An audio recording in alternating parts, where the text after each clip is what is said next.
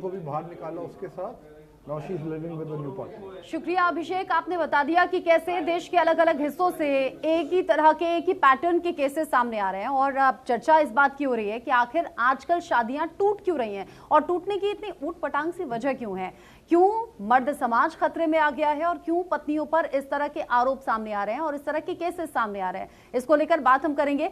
तो समाज के कुछ चुनिंदा चेहरों को हमने भी अपने स्टूडियो में इन्वाइट किया है ताकि अब लोगों की बात क्यों इस तरह से केसेस बिगड़ रहे हैं या शादियां टूट रही हैं हम जाने माने एक्सपर्ट्स के जरिए अपने दर्शकों तक पहुंचा सके। मेरे साथ में डॉक्टर कपिल कक्कड़ हैं जो कि काउंसलिंग साइकोलॉजिस्ट हैं और थेरेपिस्ट भी हैं। वो बताएंगे कि आखिर क्यों इस तरह के केसेस बढ़ रहे हैं। डॉक्टर ईशा खन्ना मेरे साथ में है, जानी मानी साइकोलॉजिस्ट के तौर पर और मैरिज काउंसलर के तौर पर मेरे साथ में जुड़ी हुई है। साथ ही साथ एडवोकेट एलन राव मेरे साथ में है जो कि former DCP special cell Delhi police भी रह चुके हैं, अभी एडवोकेट के तौर पर प्रैक्टिस कर रहे हैं। साथ ही डॉक्टर दीप्ति सिंह मेरे साथ में है, लॉयर सुप्रीम कोर्ट, और दीपिका नारायण भी मेरे साथ में है जो कि खास तौर से मेंस के राइट्स के बारे में बात करेंगे और ये बताएंगे कि क्या कुछ कहता है अधिकार और क्या कहता है कानून। आप सभी का इंडिया न्यूज पर स्वागत। सबसे पहले चूंकि मैं आपसे पूछना चाहूंगी एडवोकेट दीप्ति सिंह, क्योंकि एक के बाद एक पत्नियां धोखा दे रही हैं। ऐसा नहीं है कि पत्नियों ने धोखा नहीं दिया या फिर पत्नियों को मारा नहीं गया, लेकिन इन दिनों जो केसेस बढ़ रहे हैं वो समाज के लिए बड़ा शॉकिंग है, बड़ा हैरान कर रहे हैं। कैसे देख रही हैं इसे और इसके पीछे वजह क्या है? पत्नियां बेवफा कैसे हो गई और पत्नियां इतनी क्रूर कैसे हो गई महिला होने के नाते भी कि पतियों को मार दे रही हैं, ड्रम में भर दे रही हैं, सांप से कटवा दे रही हैं? देखिए, ये बहुत जो नंबर्स हैं ऐसे केसेस के ये बहुत कम हैं, लेकिन क्योंकि ये महिलाओं ने किया है और अब तक जो ट्रेंड रहा है महिलाओं का समाज में दबी कुची एक भारतीय शील भरी नारी जो घर के अंदर रहती थी, खाना बनाती थी, बच्चों को स्कूल भेजती थी, पति को ऑफिस भेजती थी और अपने लिए कभी कुछ नहीं सोचती थी और कभी कुछ डिमांड नहीं करती थी। अब सोशल मीडिया का ज़माना है, महत्वाकांक्षाएं सबके अंदर होती हैं और अब एक ऐसा समय आया है जब महिलाओं के हाथ में मोबाइल है, टीवी पे वो हर वक्त न्यूज़ देख रही हैं, समझ रही हैं और ऐसे समय में अब एक अपॉर्चुनिटी जो होता है वो उनके हाथ में आ गया है और उनको थोड़ा समझ में आ गया। लेकिन फिर भी मैं ये कहूँगी कि ये बहुत फ्यू केसेस हैं। अगर पूरे भारत की आबादी को 150 करोड़ समझें तो हमारे हाथ में ऐसे केसेस हार्डली 100 भी नहीं है। लेकिन उसके ऊपर क्योंकि मीडिया है आज हमारे पास और हर एक चैनल में एक ही न्यूज को इतनी बार इतने तरीके से दिखाए जाते हैं कि लोगों को लगता है जैसे मतलब एक महिला प्रधान देश अब बनते जा रहा है। वैसे ये कोई गलत नहीं होगा, बट कहीं ना कहीं मुझे लगता है कि बैलेंसिंग का समय आ गया है। देखना या टीवी देखना अलग बात है जी, लेकिन देखकर ये गलत चीजें सीख लेना नहीं। देखिए, मैं कहूँगी फिर भी बहुत कम केसेस होते हैं। ये जो कोमल दिमाग होता है महिलाओं का, ये वैसी महिलाएं हैं जिनके अंदर कुछ महत्वाकांक्षाएं रह गई थी और उनको एक अपॉर्चुनिटी मिल जाता है, साथ में कोई ऐसा पुरुष भी आ जाता है। अगर देखें तो महिलाओं ने कभी अकेले कोई ऐसा अपराध नहीं किया है, निश्चित तौर पर उनका साथ देने वाले साथी जो है वो पुरुष है। यानी आप कह रही हैं कि अगर पतियों को धोखा दे रही हैं या पतियों को मार रही हैं तो उसमें भी उनके बॉयफ्रेंड साथ में है और साथ में मिलकर ये सोच उनके दिमाग में घर कर गई है। डॉक्टर निशा खन्ना है ये शादी वो जो 7 जन्मों का बंधन और 7 जन्म साथ रहेंगे वो तो बस किताबी बातें हो गई है लगता है। देखिए, मैरिज में कंपैटिबिलिटी होना बहुत ज़रूरी है और हमारे देश में प्री मैरिटल काउंसलिंग तो होती ही नहीं है। हमारे देश में जब इनकम्पैटिबिलिटी की बात करते हैं तो वो बात की जाती है कंपैटिबिलिटी होती क्या है। हमें तो पता नहीं ये किस बला का नाम है। हमने पूरी ज़िंदगी अपने पार्टनर के साथ गुजारती, हमें ये भी नहीं पता क्या पसंद है नापसंद है। रही बात जब आप एक मर्डर की बात करते हैं, स्पेशली जिसे हम होमिसाइड्स कहते हैं, जहाँ पर पति पत्नी का और पत्नी पति का कत्ल कर रही हैं, ऐसे केसेस में हम इस बात को इग्नोर नहीं कर सकते कि ऐसे लोगों को पर्सनालिटी डिसऑर्डर्स होते हैं। वो चाहे वो नार्सिसिस्टिक टेंडेंसीज हो, चाहे वो एलेक्स्थीमिया के सिम्टम्स हो, चाहे वो एंटी सोशल पर्सनालिटी डिसऑर्डर हो, चाहे वो बॉर्डरलाइन का केस हो, चाहे वो बाइपोलर के सिम्टम्स हो, जिससे भी आप साइकोपैथिक सैडिस्टिक टेंडेंसीज हों, अगर एक पर्सन को ये सारे सिम्टम्स हैं, वो किसी भी जेंडर का हो, मेल हो या फीमेल हो, तो ऐसे हालातों में उस पर्सन का, क्योंकि मेंटल हेल्थ इश्यूज को जब एड्रेस नहीं किया जाता, चाहे वो डिप्रेशन है, स्ट्रेस है, एंग्जाइटी है, आज भी हमारे समाज में मेंटल हेल्थ को लेकर बहुत बड़ा स्टिग्मा है। आपके दांत में दर्द है, आप डेंटिस्ट के पास जाने को तैयार हैं। आपको रात को नींद नहीं आती, आप किसी डॉक्टर के पास जाने को तैयार नहीं है, और अगर जाते भी हैं तो एक गोली लेकर सोना चाहते हैं, क्विक रिलीफ। डॉक्टर को जाकर ये नहीं बताएंगे मुझे रात को नींद क्यों नहीं आ रही है, मेरे मन में क्या परेशानी है, मैं बच्चे से परेशान हूँ, मैं फाइनेंस से परेशान हूँ, मैं पत्नी या पति से परेशान हूँ, मैं या अपने माँ बाप से परेशान हूँ, या मेरे दिमाग में बहुत सारी चिंताएं चल रही हैं।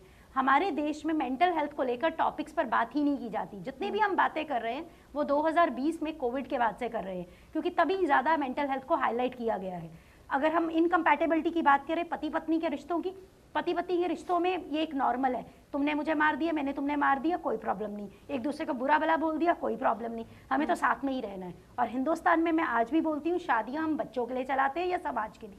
अगर उनमें इश्यूज भी हैं तो हमारे समाज में पति पत्नी की सोच ये है कि इन दोनों का झगड़ा है, हम दोनों के झगड़े में कोई तीसरा क्या करेगा। हमारे पास झगड़ा सुलझाने के लिए माँ बाप है ना, भाई बहन है।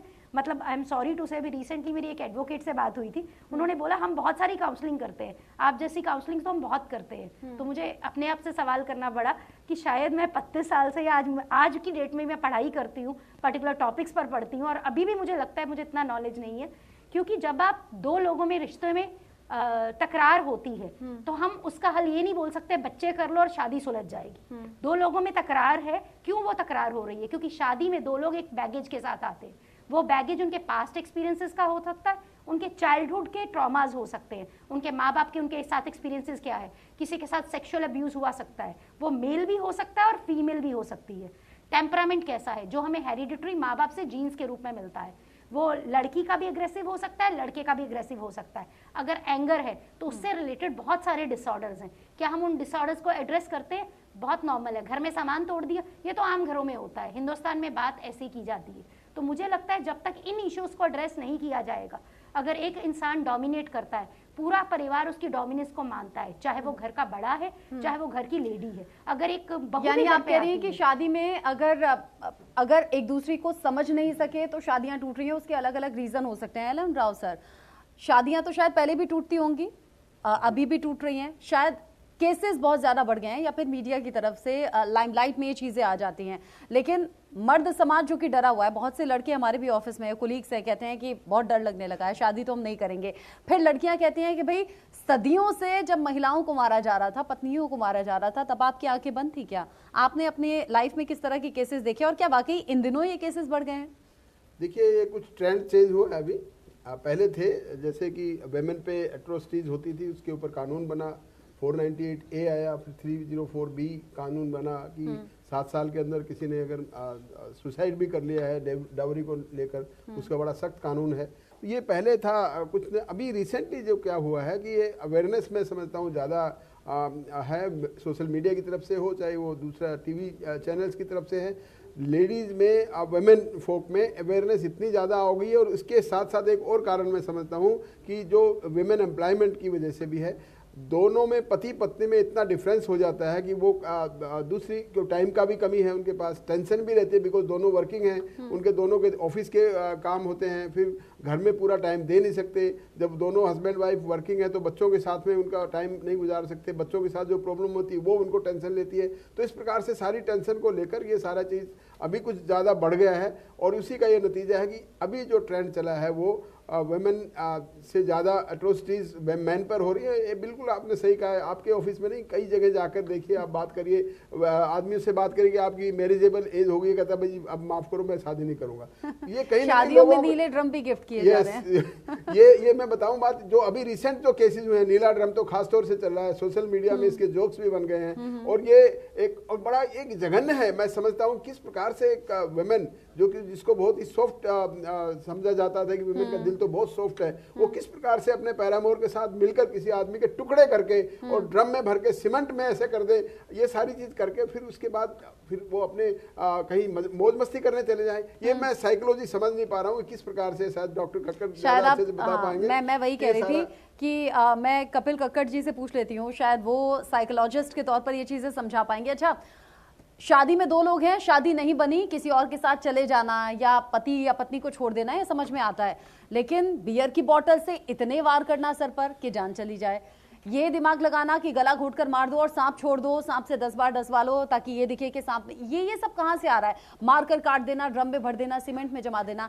साइकोलॉजिकली ये क्या कोई इलनेस होती है और क्या ये अचानक से आती है या बचपन से कुछ होता है? 2-3 साल पहले किताब लिखी थी, उसका क्या नाम था जो आपने निशा से पूछा था, डॉक्टर निशा से, 7 जन्म का, how to save heavenly marriages being destroyed. अभी सेपरेशन नहीं हो रहा, अभी इट्स बीइंग डिस्ट्रॉयड। एंड जो इन्होंने भी कहा कि भी बहुत ही मतलब बहुत चुनिंदा केसेस हैं बट मेरे हिसाब से ये थोड़ा बी लिटिल करना है। उसका रीजन है कि अगर आप देखें, आपको याद होगा बेंगलुरु की एक लेडी गोवा गई, उसने अपने बेटे को 4 साल के बेटे को मार दिया गोवा में।